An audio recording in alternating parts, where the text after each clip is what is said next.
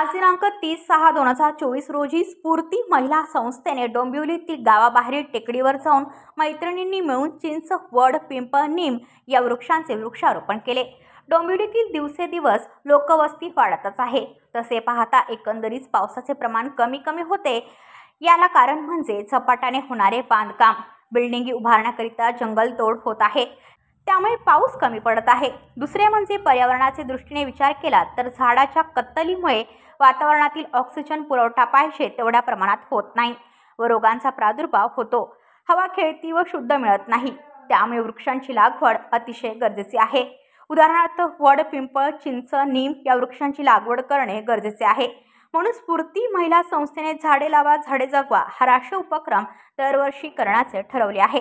यावर्षी हा उपक्रम स्फूर्ती महिला संस्था डोंबिवली व हिरकणी सायकल संस्था डोंबिवली या दोन्ही संस्थांचे संयुक्त विद्यमाने केला आहे। तर्फे आपण रिजन्सी अनंतम रिजन्सीमध्ये आलेलो आहोत, टेकडीवर आलेलो आहोत। आपण वृक्षारोपण करीत आहोत। एक चिंचेची झाडं लावलेली आहेत आणि आजूबाजूला पण एकदम वातावरण सुद्धा खूप सुंदर आहे। आणि हे उमेश भाऊ निलेश भाऊ जे आहेत ते आम्हाला मदत करीत आहेत। आणखीन आता चिंचेच्या झाडाला टेकू देण्यासाठी सुद्धा दुसरी झाडं लावलेली आहेत त्याच्या जोडीला, आणि असं छान वृक्षारोपण चाललेलं आहे।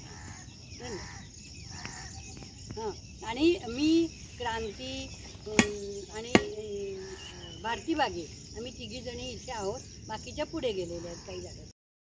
ब्युरो रिपोर्ट डोंबिवली, आपले वृत्तप्रहार। तुमच्या आजूबाजूला घडणाऱ्या घटना पाहण्यासाठी आपल्या वृत्तप्रहार वाहिनीच्या YouTube चॅनलला सबस्क्राईब करा। तसेच नव्या व्हिडिओची नोटिफिकेशन मिळवण्यासाठी बाजूला असलेल्या बेल आयकॉनवरती क्लिक करा।